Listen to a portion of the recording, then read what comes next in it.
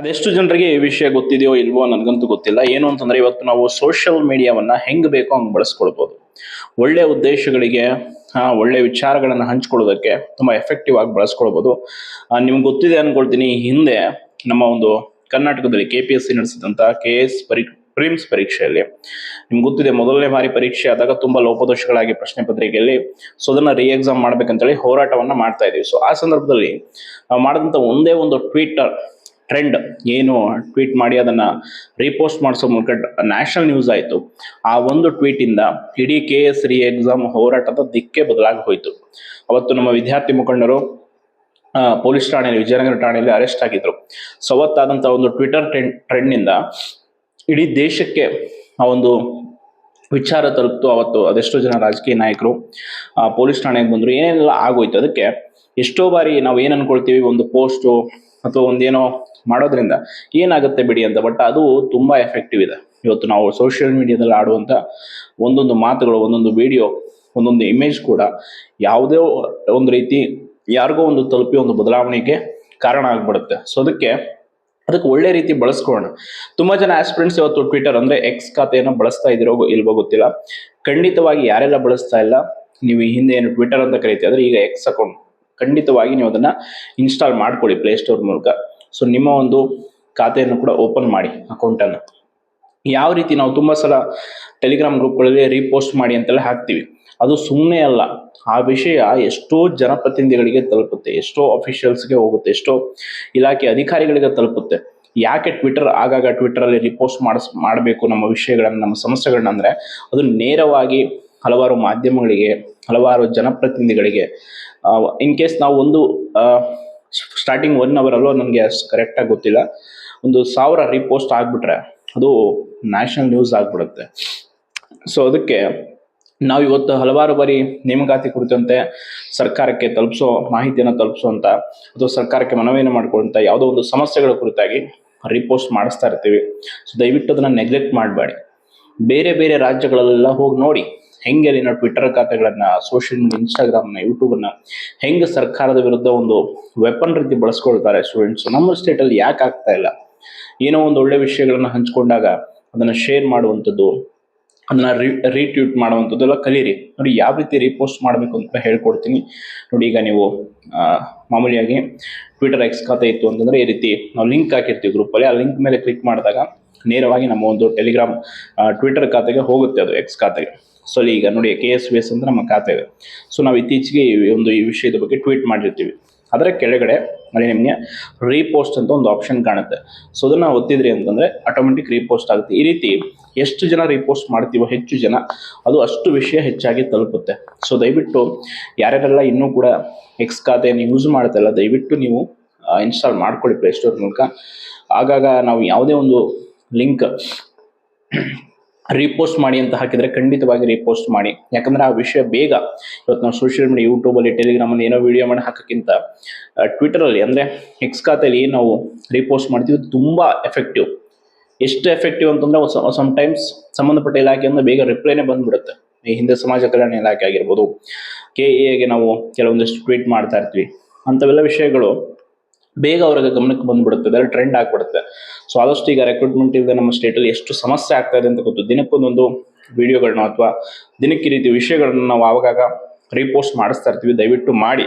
And ನಿಮ್ಮ ಒಂದು ವೈಯಕ್ತಿಕ ನೋವುಗಳನ್ನು ಕೂಡ ಒಂದು ಸ್ಮಾಲ್ ವಿಡಿಯೋ, 1 ನಿಮಿಷ 60 ಸೆಕೆಂಡ್ಗಳಲ್ಲಿ ನಮಗೆ ಹಂಚ್ಕೊಳ್ಳಿ. ಖಂಡಿತವಾಗಿ ಅದನ್ನು ಕೂಡ ನಾವು ಪೋಸ್ಟ್ ಮಾಡಿ ರೀಪೋಸ್ಟ್ ಮಾಡಿಸ್ತೀವಿ, ಅದು ಕೂಡ ತುಂಬ ಎಫೆಕ್ಟಿವ್. ಅದಕ್ಕೆ ಆದಷ್ಟು ಸೋಷಿಯಲ್ ಮೀಡಿಯಾಗಳನ್ನ ಸದ್ಬಳಕೆ ಮಾಡ್ಕೊಳ್ಳಿ.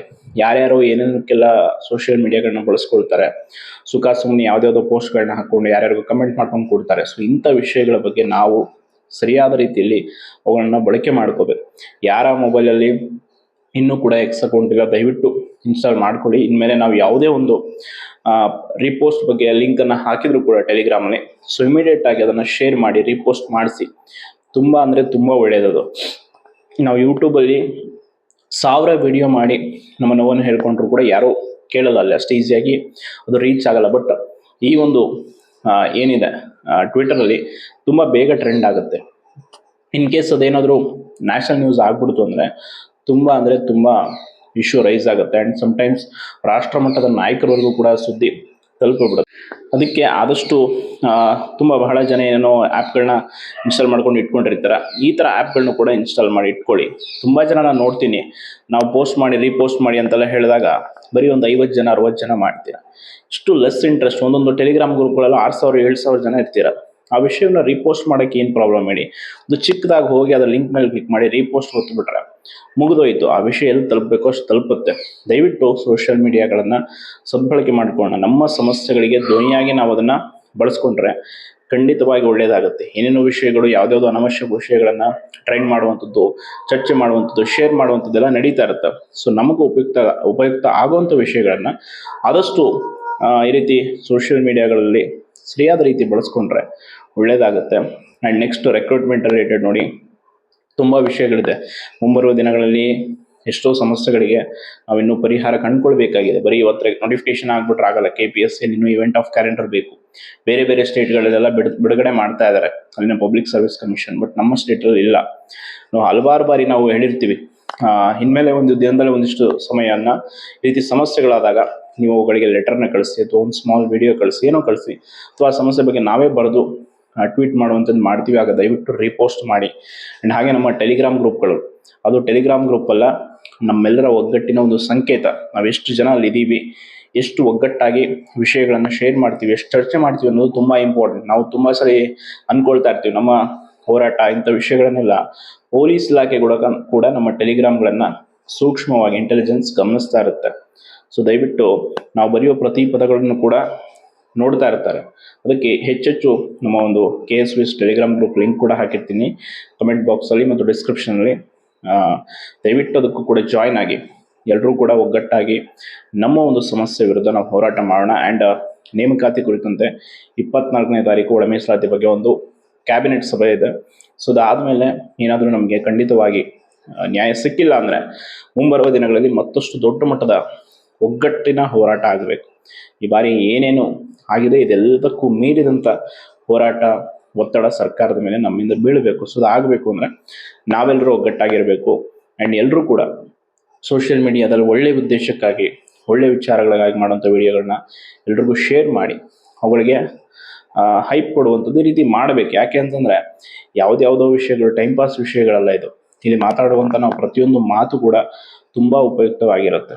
ಅದನ್ನು ಸಾವಿರಾರು ಜನ ನೋಡ್ತಾ ಇರ್ತಾರೆ, ಅವರಿಗೆ ಅದು ತಲುಪ್ತಾ ಇರ್ತದೆ. ದಿನನಿತ್ಯ ನನ್ನ ವೀಡಿಯೋಸ್ ಅಂತೂ ಮಿನಿಮಮ್ 5,000 ಜನ ನೋಡ್ತಾರೆ. ಆ 5,000 ಜನಕ್ಕೂ ತಲುಪುವಂಥ ವಿಷಯ ಅಲ್ಲಿಂದ ಮತ್ತೆ ಇನ್ನೊಬ್ಬರು ಬಾಯಿಗೆ ತಲುಪುತ್ತೆ. ಹೀಗೆ ಸೊ ತುಂಬ ಎಫೆಕ್ಟಿವ್ ಇದೆ. ಯಾರು ಕೂಡ ಅನ್ಕೋಬೋದು ಸೋಷಿಯಲ್ ಮೀಡಿಯಾದಲ್ಲಿ ಅದೇನೋ ಒಂದು ಪೋಸ್ಟ್ ಹಾಕೋದ್ರಿಂದ ಏನಾಗುತ್ತೆ, ಒಂದು ವಿಡಿಯೋ ಮಾಡೋದ್ರಿಂದ ಏನಾಗುತ್ತೆ ಅಂತ. ಬಟ್ ಅದೆಷ್ಟೋ ಬದಲಾವಣೆನ ತರುವಂಥ ಕೆಲಸ ಆಗ್ತಾ ಇದೆ ಕೂಡ. ಅದು ಗೊತ್ತಾಗ್ತಾ ಇರಲ್ಲ ಅಷ್ಟು ಈಸಿಯಾಗಿ. ಸೊ ಅದಕ್ಕೆ ಆದಷ್ಟು ಎಲ್ಲರೂ ಕೂಡ ಸರಿಯಾದ ರೀತಿಯಲ್ಲಿ ಸೋಷಿಯಲ್ ಮೀಡಿಯಾಗಳನ್ನು ಸದ್ಬಳಕೆ ಮಾಡಿಕೊಳ್ಳಿ. ಧನ್ಯವಾದಗಳು.